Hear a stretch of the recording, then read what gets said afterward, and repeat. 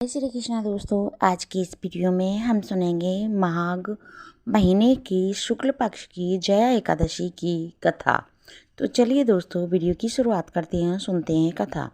धर्मराज बोले, हे श्री कृष्ण भगवान, अब आप माघ शुक्ल पक्ष की एकादशी व्रत की कथा का वर्णन करो।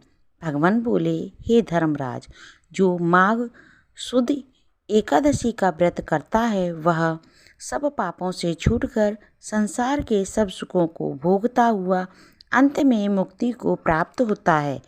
इसका व्रत करने वालों को भूत प्रेत योनि कभी भी नहीं मिलती है। इसके करने से सदा शत्रुओं पर विजय प्राप्त होती है, इसलिए इसका नाम जया एकादशी है। हे धर्मराज, अब मैं जया एकादशी की कथा सुनाता हूँ, ध्यान पूर्वक सुनो। एक समय इंद्रलोक में देव सभा जुड़ी हुई थी। सुंदर अप्सराएं नाच गा रही थीं। इसके साथ ही गंधर्व पुत्र मलवन और गंधर्व कन्या पुष्पावती नाच गा रहे थे। इंद्रासन पर इंद्र विराजमान थे। चारों तरफ खुशी छाई हुई थी। फूल बरस जा रहे थे। इतने ही में ही गंधर्व पुत्र मलवान और गंधर्व कन्या पुष्पावती एक दूसरे की सुंदरता से मोहित होकर प्रेम से अग्रस्त हो गए और उनका ताल सुर बिगड़ गया। वे ताल सुर से रहित होने पर भी नाचते गाते रहे। यह देखकर इंद्र को बहुत क्रोध आया और बोले, तुमने शस्त्र के विपरीत आचरण किया है कि बिना विवाह किए एक दूसरे पर अग्रसर हो गए हो।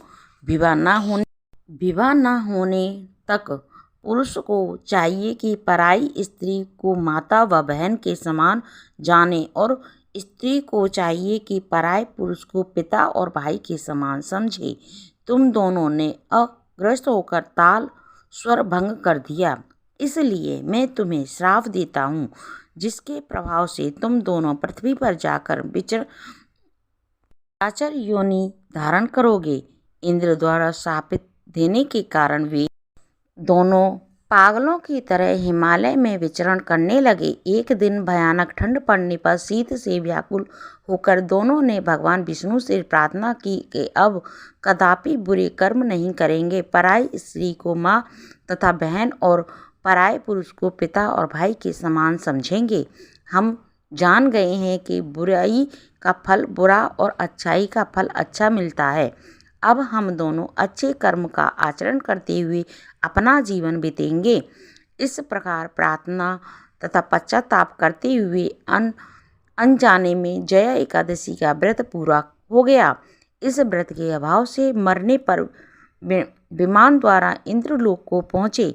वहाँ इंद्र के पूछने पर और पुष्पावती ने बताया कि अनजाने में हमने जया एकादशी का व्रत हो गया, इसलिए विचाचर योनि से छूटकर हम इंद्रलोक में आ गए हैं।